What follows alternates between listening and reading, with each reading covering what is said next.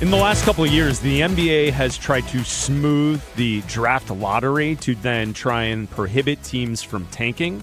Because if you have the worst record, or one of the worst records in the NBA, there's no guarantee that you will get the number one pick.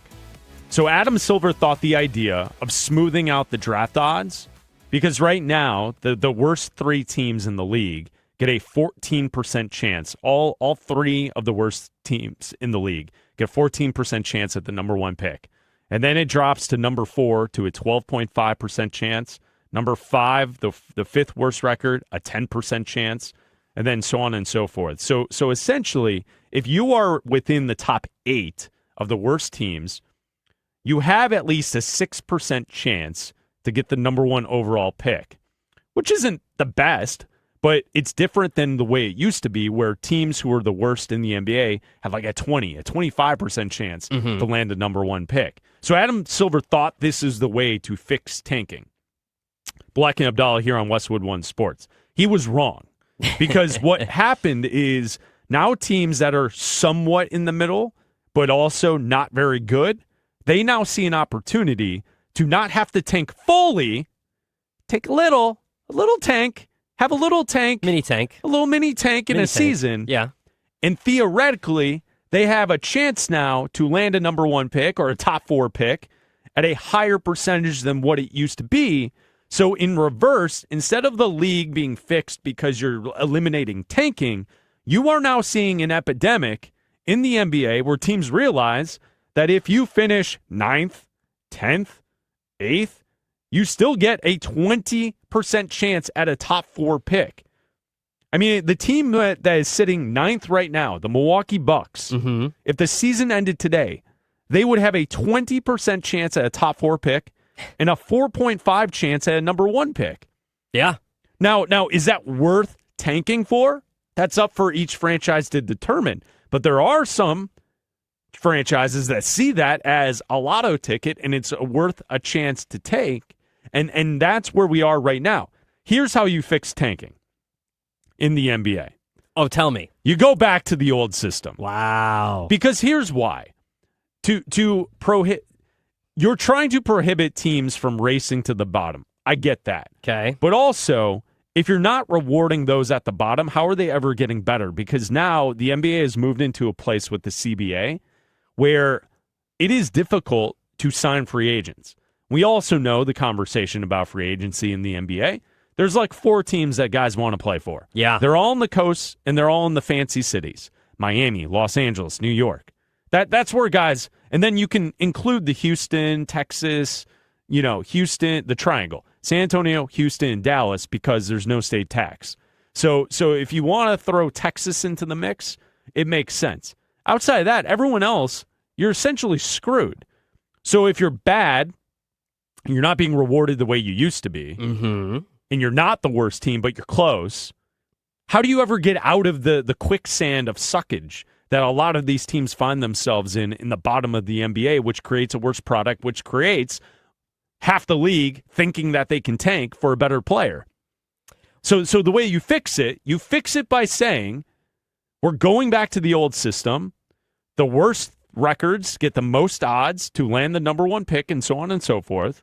And that's how you change it. I could see that. I do wonder, though, if this is a product of the times, because you see what the Thunder have done. And the Thunder have been so successful at acquiring picks and being bad. And they're the actual trust the process team. Like the 76ers introduced trust the process. Yeah. And it didn't work for them. The Thunder are the team that should have been the ones that created trust the process, because it actually worked for them. Trusting the process worked for the Oklahoma City Thunder. They were bad, and they embraced being bad, and they acquired a ton of picks, and they still have a ton of picks, and they can continue to draft and reload and reload and reload and have these guys on team-friendly deals and continue to build through the draft. And I also wonder if teams are specifically doing this year because what you're going to hear as the college season winds down here, the regular season in the next 3 weeks or so, we get into conference tournament time and then into March Madness time, that if you are someone who focuses on the NBA draft and the NBA, that this is one of the deeper NBA drafts in a long time. And yeah, that means like 7 picks as opposed to the top 3 picks or 2 picks. So it doesn't mean deep as in like the entire first round or 12 picks. It means like the top 7 guys, 8 guys, but it's deeper than normal. Normally, we'd get like 2 or 3 guys, and then it's just a grab bag of talent, and you kind of have to luck into someone. This year, you can get to 7 or 8 players, and you're still getting a top guy in any other draft. Yeah. So this year, I think maybe it's different. Maybe this year you're seeing teams that are trading off pieces and trying to be bad earlier on in the season, closer to the All-Star break that we're coming up to this weekend, because of the talent in this draft. Because you're seeing guys that could be taken 8th overall that could be not a franchise-altering player, but a great pick that could be in any other year. If they were the 2nd pick in the draft, you'd be like, great, we got the 2nd pick in the draft. This could be a great player for us. Whereas this year, they're the 8th pick in the draft. So that I think that might be a reason. So I don't know if we need to completely pull a U-turn and go back to the old way. Let's turn around, kids. We're going back home. I don't think we need to tell the kids to quiet down in the car and we're going back home and leaving great America just yet. We're supposed to be having fun. I don't think we're doing that just yet. I don't think so. All right, Dad, Chris Bleck. We're having fun. I don't think so. So tell Adam Silver to whoa that thing. Well, okay. Because I understand your point of view. It's Bleck Abdalla here on Westwood One Sports. We're talking about the tanking issue in the NBA. I just think if we go back to 2019 when the odds changed. Yeah. In 2019, the team with the worst record had a 25% chance at a number 1 pick. They've smoothed the odds so much, so aggressively, that now, like you were laying out there, because this year is a rich draft class at the top, that there are projections of the top 6 or 7 guys being all franchise-changing players. Yeah. And I get it. There's also, skeptics who can jump into the conversation with their little comments of like, Giannis wasn't drafted number 1. Okay. Or Jokic wasn't drafted. He was drafted in the 2nd round during a Taco Bell commercial. I know. I'm aware. Enjoy your quesadilla. All right. Those are outliers. Or what was it? What was it? A chalupa? Chalupa with cheese? What was what was the commercial for Taco Bell for? I don't remember. You can look it up. I'm sure you can find it. I just think when you look at this entire conversation, a lot of what you're saying makes sense, but the new rules of the CBA have been implemented since that point. So the Thunder collected all of their picks through trades, and the Spurs did the same before the new CBA was implemented. So do you see what I'm saying? So, like, we're in a new world of the NBA now where it is possible that Oklahoma City, the Thunder, and then the San Antonio Spurs are the 2 that were able to do it, and then the rules changed. So it's not as convenient for everyone else to try and tank that way and get those picks load up and be able to build the way those 2 franchises have. Mm-hmm. As I say that, you can also look at the recent history of number 1 picks and who is the team that has had the best season in the Eastern Conference to date. It's the Detroit Pistons. Mm-hmm. I read it on your face. You're going to say the Detroit Pistons. I know it's the Detroit Pistons. And they drafted Cade Cunningham, number 1 overall in 2021. Mm-hmm. So they landed a number 1 pick. Their best player, all-star player, was the number 1 pick, and they're a team now, 4 or 5 seasons later, the best team in the Eastern Conference. They've got some good vets on the team, but they also have a lot of young talent to grow with Cade Cunningham. So I think when we look at this overall, the problem is, and the reason why this is such a hot-button topic as we head into All-Star Weekend this weekend, is because Adam Silver yesterday had to fine 2 separate organizations for essentially not playing healthy players in games because they are trying to tank. And it's the Indiana Pacers were fined $100,000, and the Utah Jazz were fined $500,000 by the league. And Utah's the most egregious aspect of it because they've had healthy players in games where they're winning in the third quarter, and then they're not playing the players in the fourth, and the Jazz are losing games. There's also a report out there today that Oklahoma City has told the league to keep an eye on the Jazz and their tanking efforts. And why is that? Well, because Sam Presti is smart, and he has traded away players for future draft picks. And one of those future draft picks is a protected top 8 pick that Utah has. Okay. So if the Jazz fall out of the bottom 8, that pick converts to Oklahoma City. So theoretically, the Thunder could get a top 10 pick, even though they just won the title. And there's a good chance they're going to repeat this season as champs.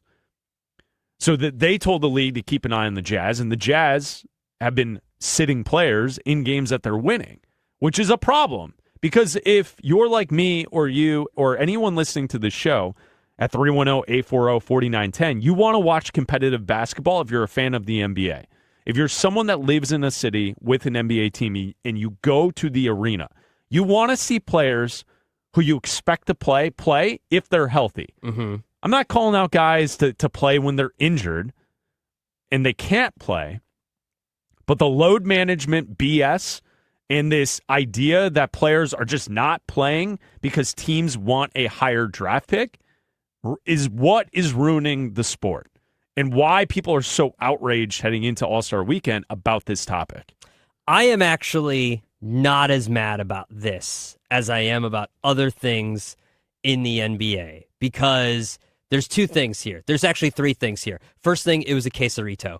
Thank you, Raj. Quesarito, locked in. I just wanted to get that for yes. because for people who are still wondering what was it? Oh yeah, what was it? Was it a taco supreme? I don't know. For Jokic when he was drafted, it was a second quesarito. Round, a Taco Bell commercial was airing on TV when he was selected. Yeah, it was a quesarito. Quesarito. Got okay, it. Locked in. 2, where does this go from here? Because we've been talking at length about how mad Max Crosby from the Raiders was that he was told to go home and not play in the final game, and then he was seen on Instagram jumping on a trampoline when he was, quote, hurt and in a layup line with his kids playing basketball when he was, quote, hurt so they could get the number 1 pick in the draft. Is Roger Goodell going to fine the Raiders? Like, does this now go to another sport? The other thing, okay, you want to talk about fans being upset. What I'm mad about is what happened a few nights ago when, on the second night of a back-to-back, and I get a second night of a back-to-back, the Lakers played the Spurs, and no one played. All 5 starters sat. No one played. Yeah. No, well, you didn't want Bronny out there running his game? No LeBron? No LeBron, no Luka. No Luka? Yeah. Nobody played. Yeah. Nobody played. Schedule loss. Now, if I'm That's a what fan, you call that. if I'm a fan, I'm pissed. If I'm a fan of a team that's bad and they're just extra bad, that doesn't upset me because you're bad.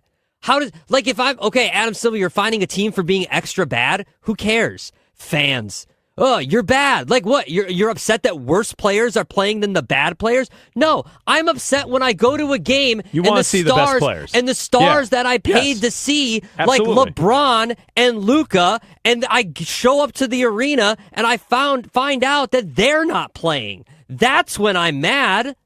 I don't care that worse players of the worst players aren't playing. That's not when I'm upset. This is when I'm upset. If I go to a game and I go to see the Warriors and I find out that Steph isn't playing but he's healthy, that's when I'm upset. That's when I'm mad. Not when bad players aren't sitting for worse players. So Adam Silver's got to figure that out. Not finding tanking teams.